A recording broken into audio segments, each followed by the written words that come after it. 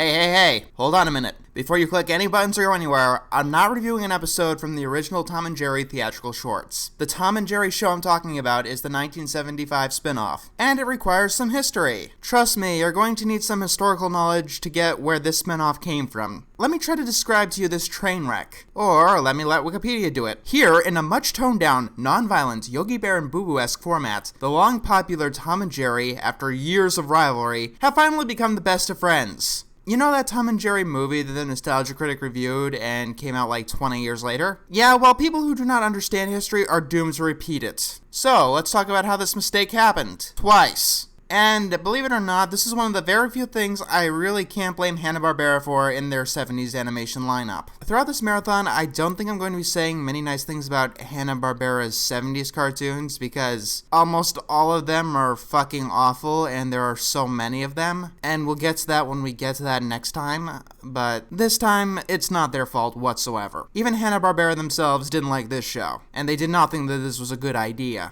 Let's go back to a mystical time before everyone had a television in their bedroom. The year is 1940, and television wouldn't become a common thing to own for another decade. Now, obviously, animation still existed. It existed since the beginning of the century. But how did you get to see it? Well, you just went down to a Nickelodeon. Yeah, you ever wonder where that network got its name? It's not just a random word that they came up with. Before the advent of a television, you'd go to a theater where they'd play animations or short films, and they'd cost a nickel. Or at one point they did. You know, inflation and all that. These theaters were usually frequented by adults, and yes, at one point animation was seen as mostly an adult thing. And I'm talking on Simpsons level. It's not like you couldn't take your kids to them, but they usually weren't made specifically for children, although there are some exceptions. Things like Tom and Jerry slapstick was widely acceptable, as were forms of humor that kids might not get. Fast forward to television. What changes? Well, let's start with the fact that television was originally advertised as a way to keep your kids quiet, and since it was in the home, kids could watch it at any time. On top of that, making animation specifically for television wasn't exactly more expensive, but you'd get far less of a return on your money. You had to cut corners in any way possible, or else you'd end up losing out. You know how some companies ended up guaranteeing returns on their investments? Clutch Cargo literally superimposed lips over still images. Yes, it was a real thing.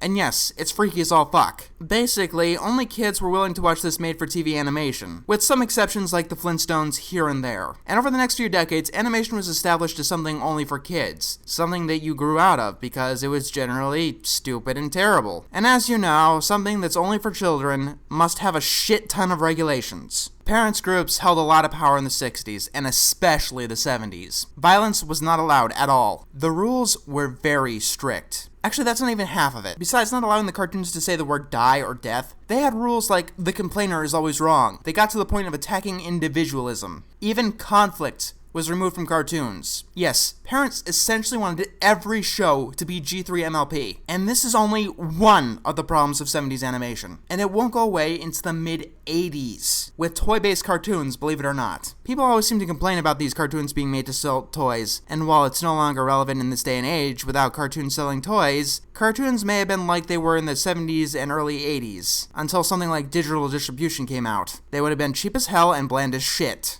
So yeah, showing the original Tom and Jerry shorts on television was out of the question. And at this time, Hanna-Barbera was not doing very good. They were definitely turning a profit, but their hit series were not as common as they were in the 60s. They had only a couple of 70s shows that lasted more than one season. And what was worse is that they were clearly running out of ideas, and running their franchises like Scooby-Doo and the Flintstones into the ground. I mean, trying to get Tom and Jerry to television like this seems more out of desperation than anything else. I can tell that it's desperation because the episode I found, Castle Whiz, is basically a Scooby-Doo episode with Tom and Jerry, and Tom and Jerry are friends. The plot of this episode is that Tom and Jerry have to spend the night in a haunted castle. Now, unlike that terrible movie that came out in the 90s, Tom and Jerry do not talk in this series. And to the cursory viewer, that may seem like a good idea, but it's not. Without the talking, Tom and Jerry barely are even able to interact. In this episode, there's supposed to be a Scooby-Doo-esque mystery, but because neither of our main characters talk, you don't know until the end. And the Dracula dude reveals that it was all a hoax by himself.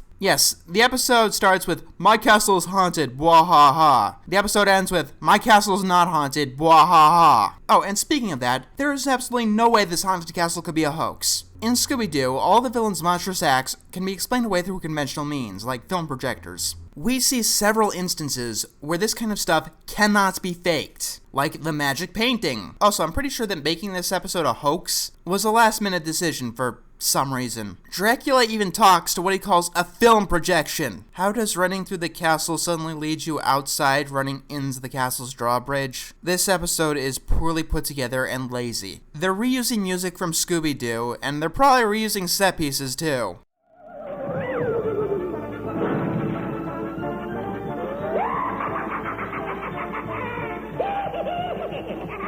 I'm sorry if this review sounds distorted, but this is a Tom and Jerry episode with no slapstick at all, fused with a Scooby-Doo episode with no characters. It's dull as shit. And because Tom and Jerry can't talk for most of the episode, all you hear is a ghost laugh on repeat. It gets grating, and it's fucking annoying. This episode isn't engaging in the slightest. And from what I could tell, kids at the time did not find this engaging in the slightest either. Oh, and apparently Tom and Jerry can talk. They just didn't want to hire fucking voice actors. This is the worst anything related to Tom and Jerry I've ever seen. I mean, even if you can't do slapstick, there are other types of comedy. Yes, this is worse than the Tom and Jerry movie. Hell, I think it's even worse than G3MLP. It is that neutered and that fucking boring. Like I said, this particular episode does the Scooby-Doo shtick, which is a stupid move when your main characters can't talk and can't convey the mystery to the audience. Not that this would be a good mystery anyway. There would be only one suspect. This episode was one of the hardest to talk about yet, because there's so little worth talking about. I'm almost sorry for complaining about vulgar shows being vulgar just to be vulgar. Almost, I haven't gone crazy yet. But my god, people complaining about your cartoons being too censored today are fucking spoiled. With parents groups lobbying to get shit like this on television, we did get a few good educational shows like Fat Albert and the Cosby Kids or Schoolhouse Rock. And while those shows are pretty awesome, and I'll be talking about both at some point, I do not think that it's worth pigeonholing the medium like this. How did we get out of this mess?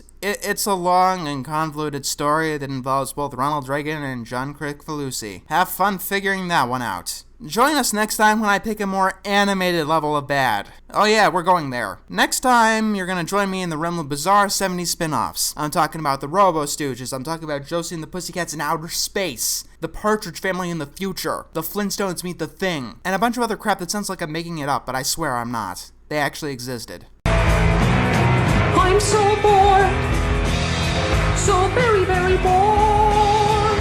I'd rather watch a bunch of cupcakes sing a merry song and then go surfing on a door. It's so dull, there's nothing to say. I'd rather sugarcoat a leprechaun, feed him to a dog and then go play some croquet. Where did the funny